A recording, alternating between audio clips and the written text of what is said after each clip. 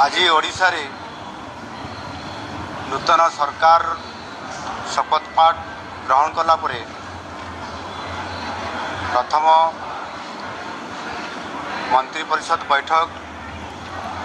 एवं परवर्ती पर्याय रे कैबिनेट बैठक अनुष्ठित आमर लोकसभा भवन रे हो जाइछि एवं आज विशेष करिक कैबिनेट बैठक रे जो किछि प्रस्ताव निया जाइछि ता उपरे मु संक्षिप्त रे किछि कथा मु आपमान को पाखरे रखुछि। जेहेतु गत निर्वाचन समय रे ओडिशार 4.5 कोटी लोकंकर विभिन्न प्रसंग को नहीं एथिरे किछि समस्या अछि, किछि विकासमूलक पदक्षेप कथा अछि एवं ओडियांकर अस्मिता उपरे संकटर कथा भी अछि। तो ताकू गुरुत्व देई आज नूतन भाव में सरकार दायित्व नेला परे जो कैबिनेट बैठक है से विशेष करके 4टी प्रस्ताव इथिरे निया जाइछि। प्रथम प्रस्तावटी है महाप्रभु जगन्नाथंकर जो श्रीमंदिर अच्छी पुरी रे एवं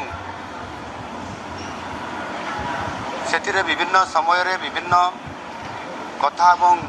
विभिन्न समस्या मध्य आसी थाए तार समाधान मध्य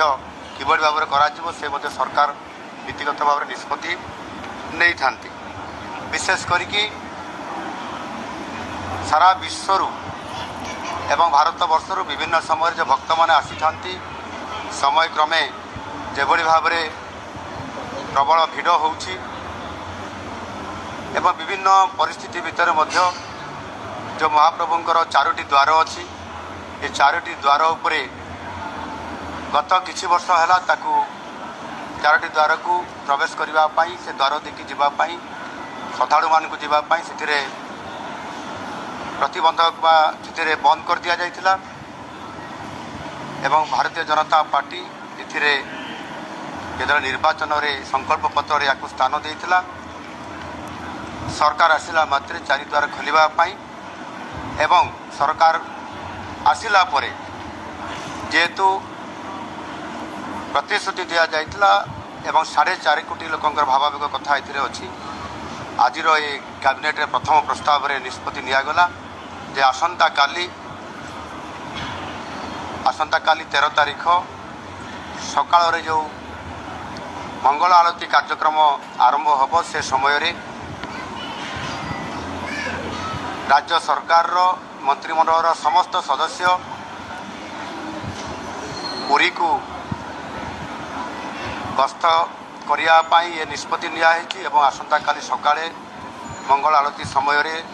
सरकार उपस्थिति रे 4 द्वार खोल एवं लोकंकर जो भावावेग थिला ताकू सम्मान दे ये कार्यक्रम को आसंता काली ही आरंभ करा जिवो। एथिरे गोटे कथा मु कहया चाहूँ जे विशेष करिकी ये जो 4 द्वार भितरु जो 3 द्वार बंद अच्छी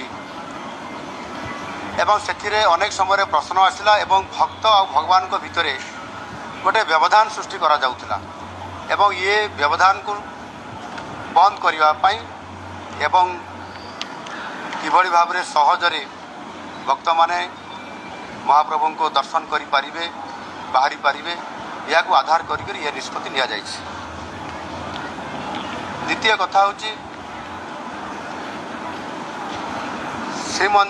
श्री जगन्नाथ मंदिर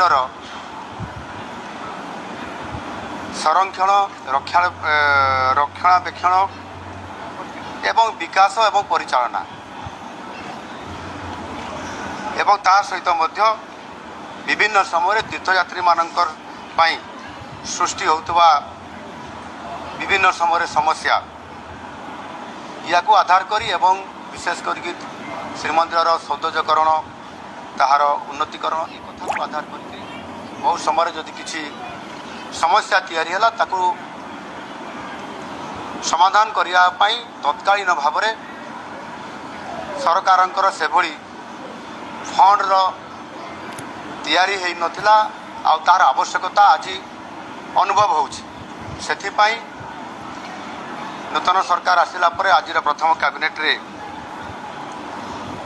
ନିଷ୍ପତ୍ତି ନିଆଗଲା ଏକ କର୍ପସ୍ ଫଣ୍ଡ ବା ପାଣ୍ଠି ଗଠନ କରିବା ପାଇଁ ଏବଂ ସେଥିରେ 500 କୋଟି ଟଙ୍କା ଇଏ ବଜେଟ୍ରେ ରଖାଯିବ ଏବଂ ହଠାତ୍ କୌଣସି ପରିସ୍ଥିତି ଆସିଲେ ତାର ମୁକାବିଲା କରିବା ପାଇଁ ଏବଂ ସଂରକ୍ଷଣ କରିବା ପାଇଁ କରାଯିବ। ସେଥିପାଇଁ କର୍ପସ୍ ଫଣ୍ଡ ଗଠନ କରାଗଲା। 500 କୋଟି ଟଙ୍କା ସେଥିରେ ବ୍ୟବସ୍ଥା କରାଯିବ। ଏହା ଖୁବ୍ ଶୀଘ୍ର ଲାଗୁ କରାଯିବ। ଇଏ ହେଲା ଦ୍ୱିତୀୟ କଥା। ତୃତୀୟ ପ୍ରସ୍ତାବ ହେଉଛି ଯେ ଭାରତୀୟ ଜନତା ପାର୍ଟି ସଂକଳ୍ପ ପତ୍ରରେ ମଧ୍ୟ ସ୍ଥାନ ଦେଇଥିଲା, ବିଶେଷ କରିକି ଚାଷୀମାନଙ୍କର ବିଭିନ୍ନ ସମସ୍ୟାକୁ ନେଇ ଏବଂ ଧାନ ସଂଗ୍ରହ ନୀତି ଏବଂ ଧାନର ବିକ୍ରୟ ମୂଲ୍ୟ, ଧାନର ସହାୟକ ମୂଲ୍ୟ ଏବଂ ବିକ୍ରୟ ନୀତି ଉପରେ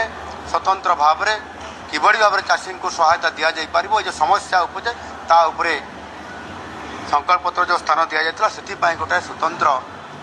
ସରକାର ନୀତି ଆଣିବା ପାଇଁ ଆଜିର ଏ ପ୍ରସ୍ତାବରେ ରଖିଛନ୍ତି। ଏଥିରେ ସମୃଦ୍ଧ କୃଷକ ନୀତି, ଏ ସମୃଦ୍ଧ କୃଷକ ନୀତି ସରକାର ଖୁବ୍ ଶୀଘ୍ର ଆଣିବା ପାଇଁ ଯାଉଛନ୍ତି ଏବଂ ନୀତିଗତ ନିଷ୍ପତ୍ତି ଆଜି କ୍ୟାବିନେଟ୍ରେ ତା ନିଷ୍ପତ୍ତି ହେଇଛି। ଏଥିରେ ଯେଉଁ ଧାନ କୁଇଣ୍ଟାଲ ପ୍ରତି 3100 ଟଙ୍କା ଦେବା ପାଇଁ ସଂକଳ୍ପପତ୍ରରେ ଭାରତୀୟ ଜନତା ପାର୍ଟି ଏଥିରେ